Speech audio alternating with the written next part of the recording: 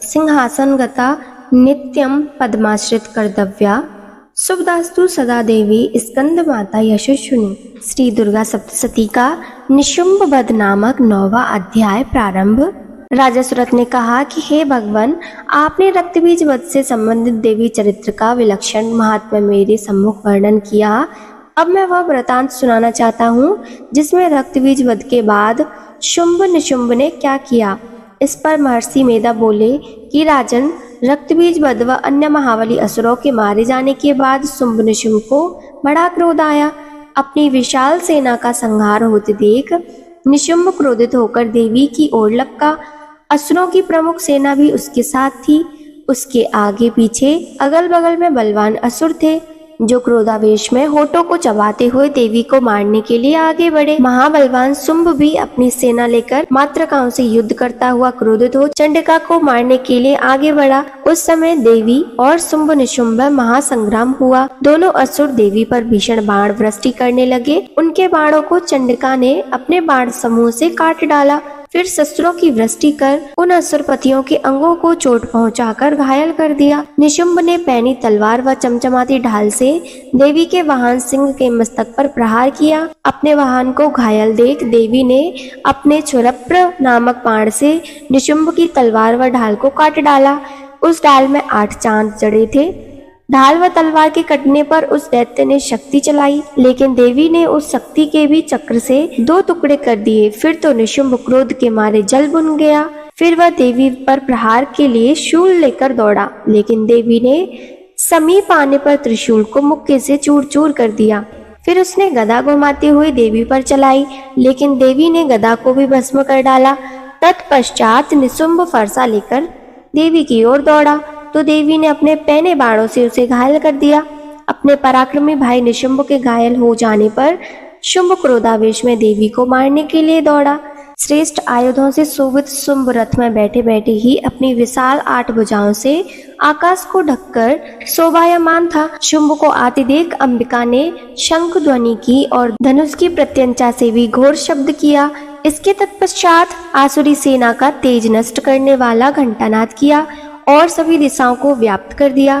फिर देवी के वाहन सिंह ने अपनी दहाड़ से धरती, आकाश व 10 दिशाओं को गुंजा दिया। तत्पश्चात काली ने आकाश में उछलकर अपने 2 हाथों से धरती पर आघात किया, जिससे उत्पन्न शब्द के प्रभाव से पहले वाले सभी शब्द शांत हो गए। फिर शिवदूती ने असुरों के लिए अमंगलदायी अट्टहास किया। उस अट्टहास को सुनकर सभी राक्षस थर्रा गए, लेकिन शुंभ का क्रोध और अधिक बढ़ गया।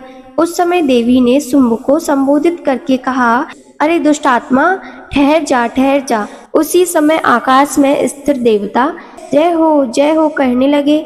शुंभ ने सामने आकर देवी पर ज्वालाओं से युक्त भीषण शक्ति चलाई। शक्ति को आते देख देवी ने महाउल्का से उसे काट दिया। उस समय शुंभ ने घोर सिंहनाद किया, जिससे तीनों लोग गूंज गए।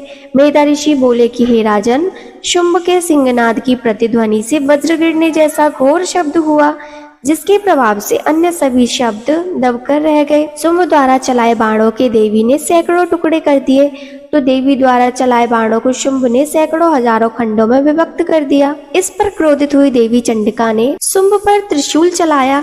उसके आघात से मूर्छित हो शुंभ धराशायी हो गया, लेकिन तुरंत ही उसे चेतना आ गई और धनुष हाथ में लेकर बाणों से देवी काली व सिंह को हताहत कर दिया। तत्पश्चात असुराधिपति ने 10,000 भुजाएं निर्मित कर चक्र प्रहार से चंडिका को अवतरित कर दिया।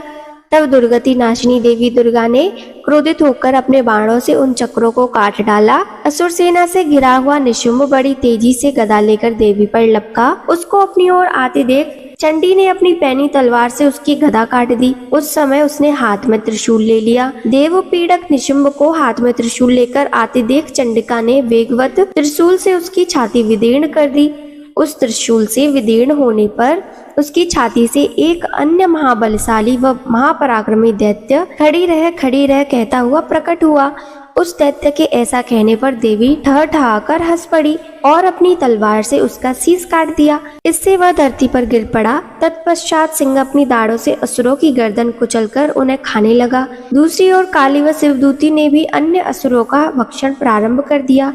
कौमारी की शक्ति से अनेक दैत्य नष्ट हो गए। ब्रह्मांडी के मंत्राभिमंत्र जल से तेजहीन होकर कितने ही असुर भाग खड़े हुए। कितने ही अन्य असुर माहेश्वरी के त्रिशूल से विदीर्ण होकर धरती पर गिर पड़े। कितने ही दैत्य वाराही के तुतून के आघात से विदीर्ण होकर धराशायी हो गए।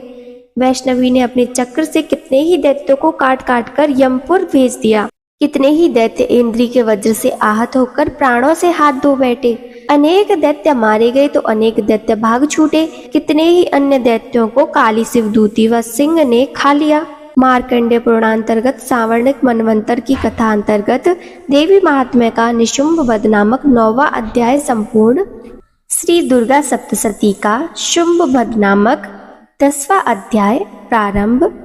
मेधा ऋषि बोले कि राजन, अपने प्राण प्रिय भाई निशुंभ का वध व आसुरी सेना का संहार होते देख शुंभ ने क्रोधित होकर देवी से कहा कि दुष्ट दुर्गे, तू बल के अहंकार में मिथ्या गर्व न कर। तुझे बड़ा अभिमान है, लेकिन तू अन्य स्त्रियों के बल पर लड़ रही है। इस पर देवी ने कहा कि अरे दुष्ट, देख, संसार में मेरे अलावा है कौन? ये सब तो मेरी विभूतियां हैं, इसीलिए मुझ में ही प्रविष्ट हो रही है।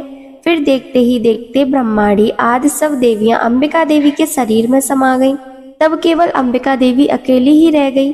फिर देवी ने कहा कि अपनी ऐश्वर्य शक्ति के बल पर ही मैं यहाँ अनेक रूपों में उपस्थित हुई थी। उन सभी रूपों को समेटकर अब मैं अकेली ही यहाँ खड़ी हूँ, तू भी यहीं ठहर। मेधा ऋषि बोले कि इसके बाद देवी व शुंभ में तथा देवताओं व दैत्यों में देखते ही देखते भीषण युद्ध छिड़ गया। दोनों ओर से बाणों, पैने अस्त्र शस्त्रों की वर्षा होने लगी।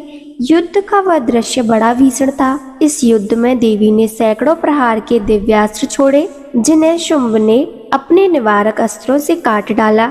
इसी प्रकार शुंभ ने जो दिव्यास्त्र छोड़े, उन्हें देवी ने भीषण हुंकार करके नष्ट कर डाला। फिर उस दैत्य ने सैकड़ों बाणों से देवी को पूरी तरह ढक दिया। इस पर देवी ने क्रोधित होकर एक ही बाण से दैत्य का धनुष काट दिया। धनुष के कटने पर शुंभ ने हाथ में शक्ति ले ली, लेकिन देवी ने अपने चक्र से उसकी शक्ति को काट डाला। फिर वह असुर शुंभ चमकती ढाल पर तलवार हाथ में लेकर देवी पर आक्रमण करने लगा, लेकिन देवी ने अपनी ओर आते देख धनुष से छोड़े तीखे बाणों से उसकी चमकती ढाल व तलवार को काट डाला। उस दैत्य के घोड़े व सारथी भी मारे गए। इस पर क्रोधित हुए असुर हाथ में मुदगर लेकर देवी को मारने के लिए तत्पर हुआ। उसे अपनी ओर आते देख देवी ने अपने पैने बाणों से उसका मुदगर नष्ट कर दिया। मुदगर के नष्ट होने पर वह दैत्य मुक्का तानकर देवी की ओर लपका। उस दैत्य ने देवी की छाती पर मुक्का मारा। तब देवी ने उस असुर की छाती पर एक चपेटा थप्पड़ खाकर वह दैत्य शुंभ धरती पर गिर पड़ा, लेकिन तुरंत उठकर खड़ा हो गया और उछाल मारकर देवी को ऊपर आकाश में ले गया।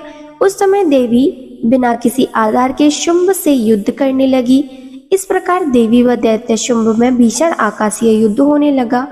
यह युद्ध सिद्धों व मुनियों को भी आश्चर्यचकित कर देने वाला था। देवी आकाश में उस दैत्य के साथ काफी समय तक युद्ध करती रही। फिर देवी ने शुंभ को आकाश में ही घुमाकर धरती पर पटक दिया। धरती पर आकर वह दैत्य चंडी देवी का वध करने के लिए पुनः आकाश की ओर लपका। उस समय देवी ने अपने त्रिशूल से उसकी छाती विदीर्ण करके उसे पुनः धरती पर गिरा दिया। देवी के त्रिशूल की धार इतनी पैनी थी कि उसके लगने से घायल होकर शुंभ प्राणों से हाथ धो बैठा। उसके पृथ्वी की ओर आते समय समुद्र, द्वीप, पर्वत आदि सहित पृथ्वी भी कांपने लगी। उस दुष्ट असुर के मरने के बाद सारा संसार सुखी हो गया और आकाश निर्मल हो गया। पहले तो उत्पातों के प्रतीक मेघ व उल्कापात होते थे, वे सब शांत हो गए। शुंभ वध के बाद नदियां उचित मार्ग से बहने लगीं। सभी देवता मन में बड़े प्रसन्न हो गए। गंधर्वनियां व अप्सराएं नाचने लगी और गंधर्व गाने बजाने लगे। पवित्र वायु बहने लगी, सुरजावा उत्पन्न हो गई। मार्कंडेय पुराणांतर्गत सावर्णिक मनवंतर की कथांतर्गत देवी महात्म्य का शुंभ वध नामक 10वां अध्याय संपूर्ण।